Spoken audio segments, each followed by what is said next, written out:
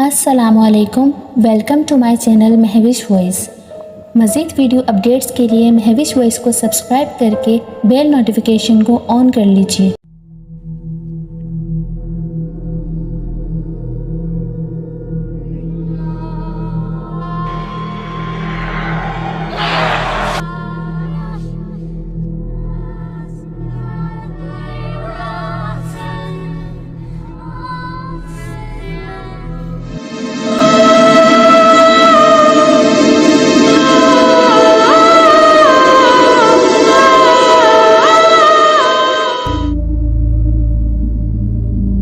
ہلکے بادلوں کے درمیان ڈوبتے سورج کا نظارہ دیکھتے ہوئے پتہ ہی نہیں چلا ٹرین کس وقت میری منزل پر پہنچ چکی تھی۔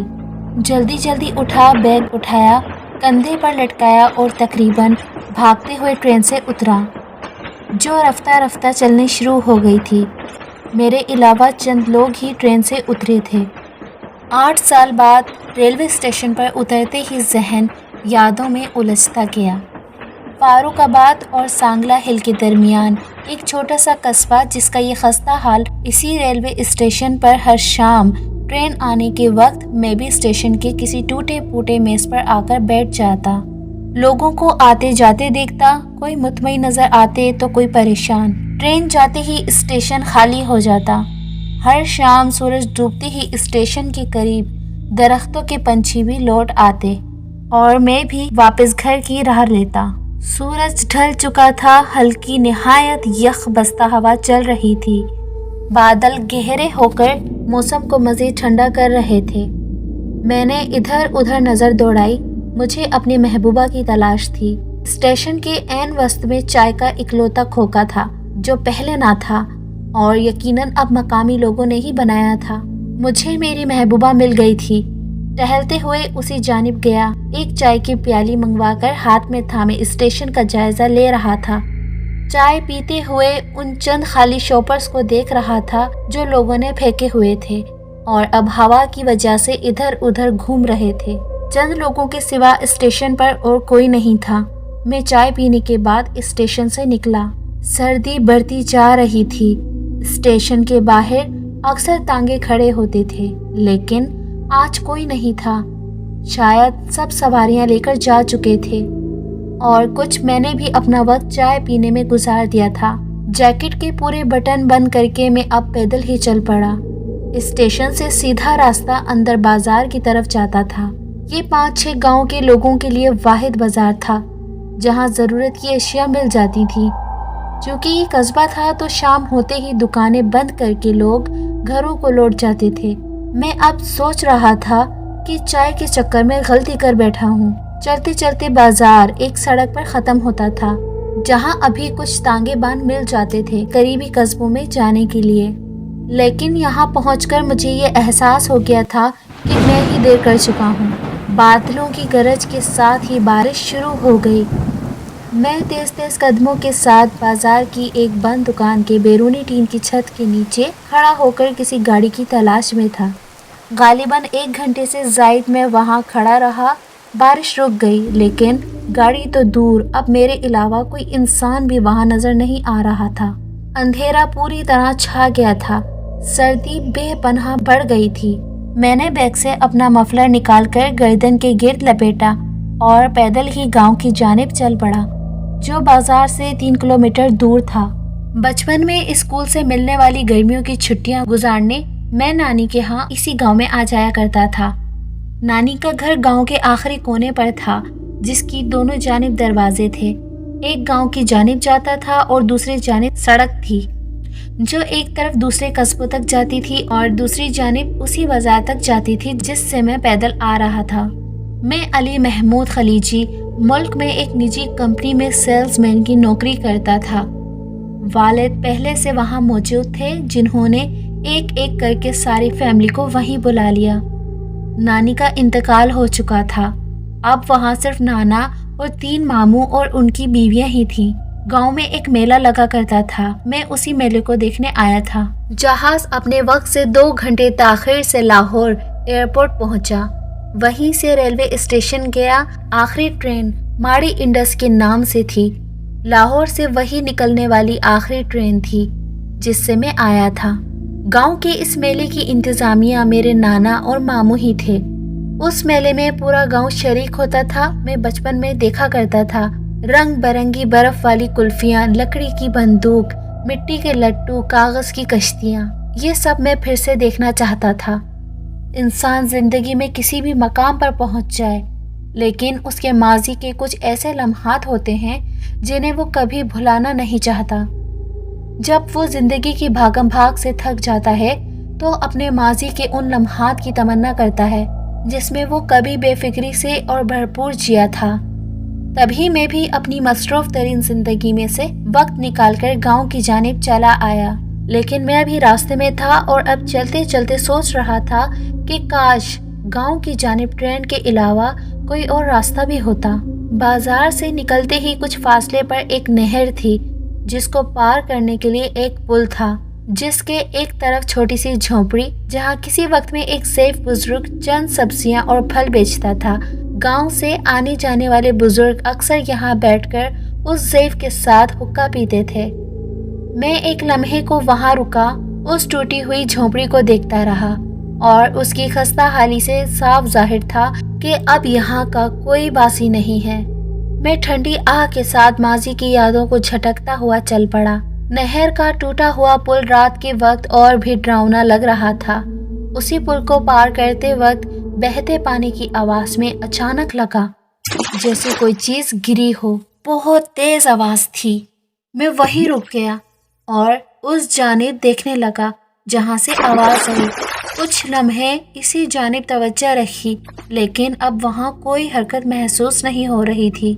मैं सर झटक कर फिर आगे चल पड़ा।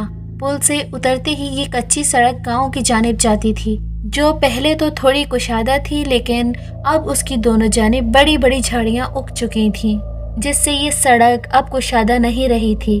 ये कच्ची सड़क खेतों के बीचों बीच बाकी कस्बों तक भी जाती थी। उनमें सबसे पहला गांव ही मेरी मंजिल था। अब ये सड़क बामुश्किल 7 फीट चौड़ी रह गई थी। मैं एक लम्हे को वहां रुका, उस सड़क का जायजा लिया जो अब बहुत खौफनाक लग रही थी। बादलों की गरज के साथ अब हल्की हल्की बारिश शुरू हो चुकी थी।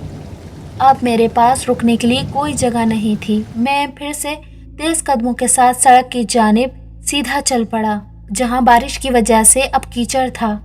मुझे चलने में दुश्वारी हो रही थी, लेकिन मजबूरी थी कि चलना ही था। गहरे बादल, काली सियाह रात, बादलों की गरज, यख बस्ता हवा से मेरे दांत बज रहे थे। मैं अपनी ही धुन में चल रहा था कि मेरी हिस्स मुझे बताने लगी कि कोई मेरे पीछे आ रहा है। मैं एकदम से रुका और फौरन पीछे देखा, लेकिन पीछे कुछ भी नहीं था। मैंने कंधे पर बैग दुरुस्त किया और फिर से चल पड़ा। मुझे चलते चलते 1 घंटे से ज्यादा का वक्त हो चुका था और अब बारिश थम चुकी थी। बादल आहिस्ता आहिस्ता साफ हो रहे थे। चांद भी उनके दरमियान अपनी जगह बना रहा था। चांद की रोशनी से अब रास्ता दिखाई तो दे रहा था, लेकिन निहायत खौफनाक लग रहा था। चलते चलते अब फिर महसूस हो रहा था कि मेरे पीछे कोई है। कीचड़ की वजह से वाज़ा महसूस हो रहा था कि कोई मेरे पीछे आ रहा है। मैं खुद आगे चल रहा था, लेकिन मेरी कुव्वत समात मेरे पीछे आने वाली आवाज पर थी। अब तेज तेज कदमों से चलने लगा। मैंने महसूस किया कि मेरे पीछे आने वाली आवाज में भी रफ्तार बढ़ गई है। अब मुझे यकीन हो चुका था कि पीछे कोई और भी है।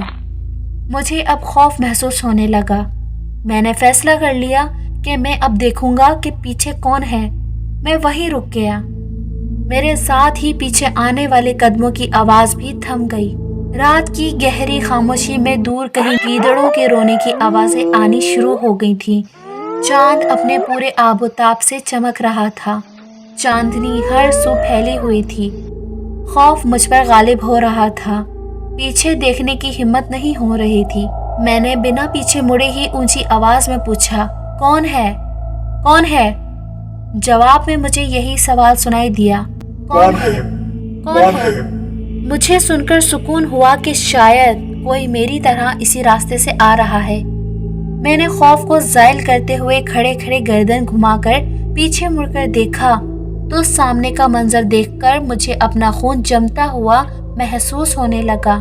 मेरे रोंगटे खड़े हो गए, मेरी सांस जहाँ थी वहीं रुक गई, आंखें फटी की फटी रह गईं। वो मेरी ही तरह मुझे खड़े खड़े गर्दन घुमाकर देख रहा था। वो शख्स कोई दूसरा नहीं, मैं खुद ही था। हाँ, वो बिल्कुल मैं खुद था। जिस अंदाज से मैं खड़ा था वो भी उसी अंदाज से खड़ा था। ये मंजर देखते ही मेरे मुंह से चीख निकली। मैंने ऊंची आवाज में कलमा पढ़ा। ठीक उसी अंदाज में वो भी चीखा और कलमा उसने भी पढ़ा, जिसके फौरन बाद मैंने एक जानिब दौड़ना शुरू कर दिया। दौड़ते हुए मैंने अपने पीछे मुड़कर देखा तो मंजर मुझे मजीद खौफजदा कर रहा था।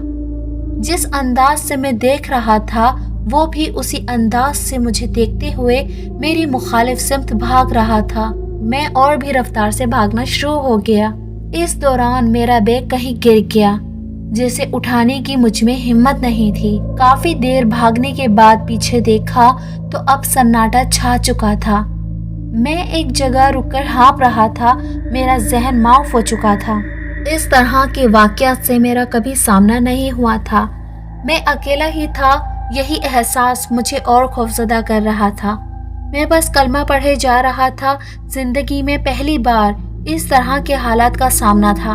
उखड़ी सांसों का तवाज़ुन बहाल करने के बाद मैंने अपने चारों तरफ नजरें दौड़ाईं। मेरे चारों तरफ खेत ही थे। मैं भागते हुए अपना रास्ता खो बैठा था। तभी दूर एक रोशनी का हैवला नजर आया।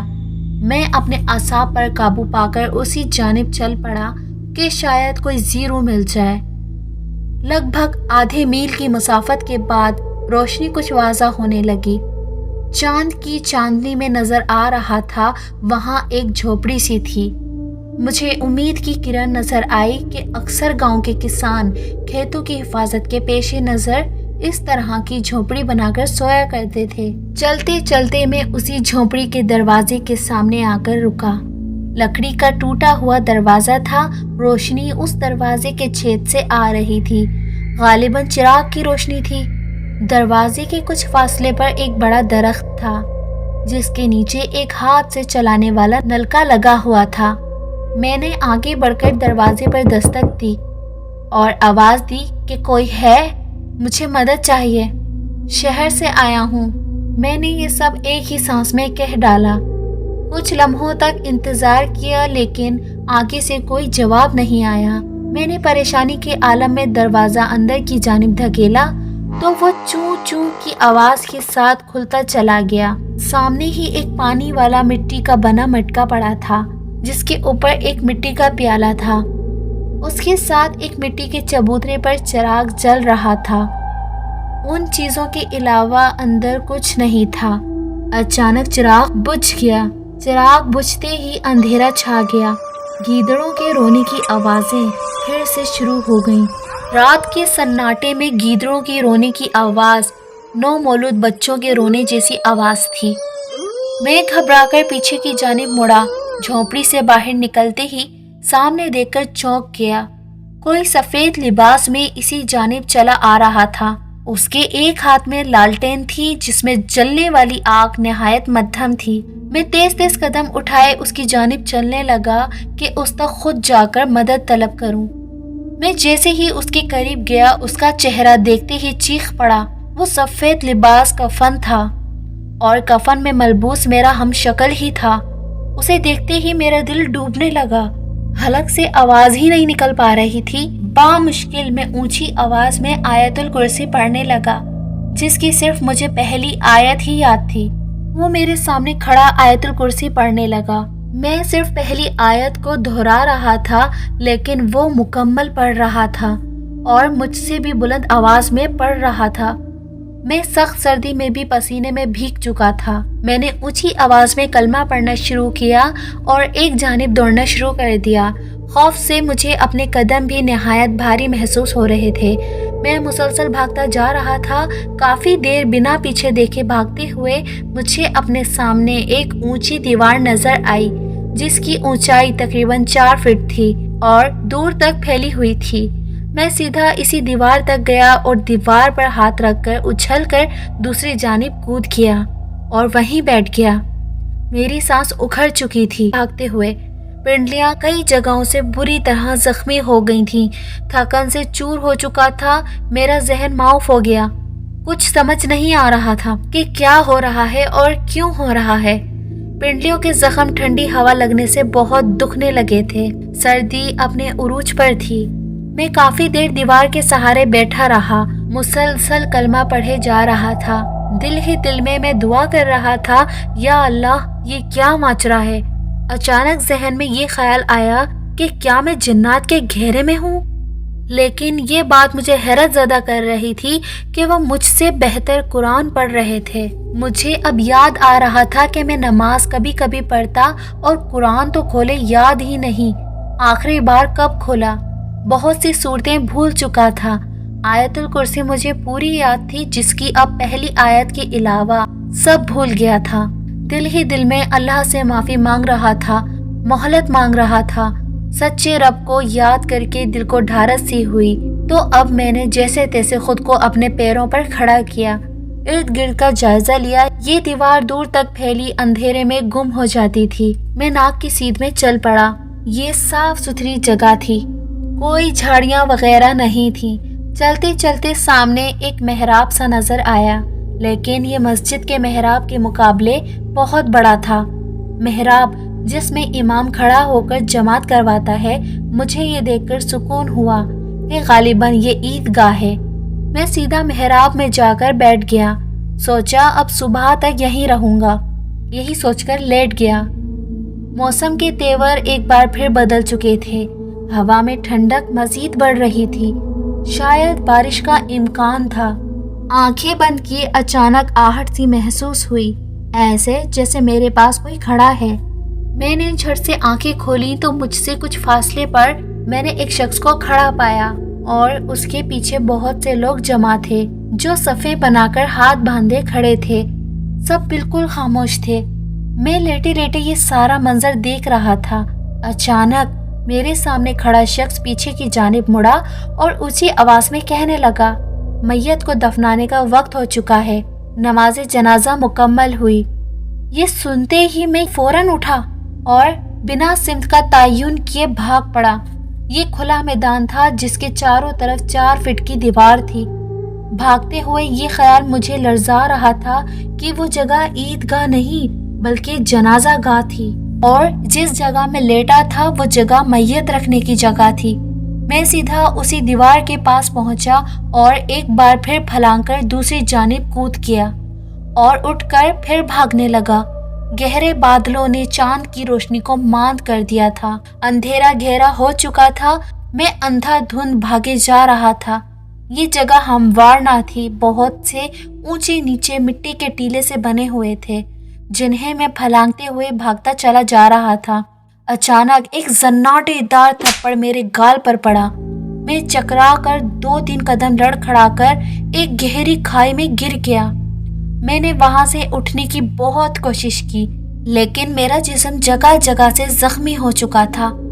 میرا پاؤں گرنے کی وجہ سے شدید زخمی ہو گیا تھا۔ میں درد سے کرا رہا تھا۔ یہ کھائی کافی گہری تھی لیکن بہت ہی تنگ تھی۔ میں درد سے کراہتے ہوئے تھک ہار کر بیٹھ گیا اور کھائی سے نکلنے کے متعلق سوچنے لگا۔ اچانک میرے اوپر کچھ گرا۔ میں ہڑبڑا کر اوپر دیکھنے لگا۔ اوپر دیکھتے ہی اوپر کا سانس اوپر رک گیا۔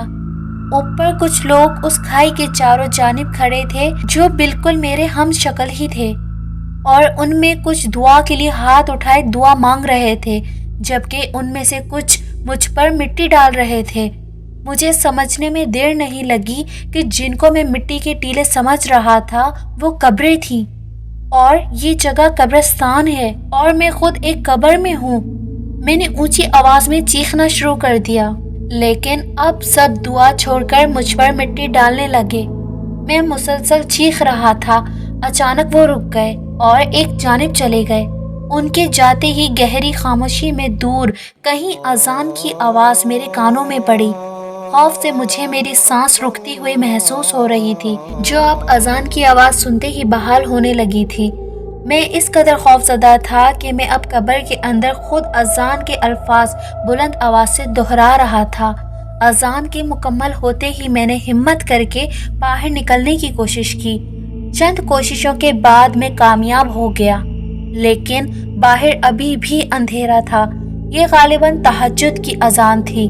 قبرستان کی خاموشی اور قبرستان کا منظر مجھے وحشت ناک لگ رہا تھا۔ میں نے وہاں سے اذان کی آواز کی سمت تعین کیا اور اسی جانب دوڑ پڑا۔ کافی دیر کے بعد مجھے سامنے ایک چھوٹا سا مینار نظر آیا۔ میں دل میں سوچ رہا تھا، یا اللہ، یہ مسجد ہی ہو۔ اللہ اللہ کر کے میں اس مینار کے پاس آیا اور میرا اندازہ درست نکلا۔ یہ چھوٹی سی مسجد تھی جس کے کچھ فاصلے پر کچھ کچے پکے گھر بنے ہوئے تھے۔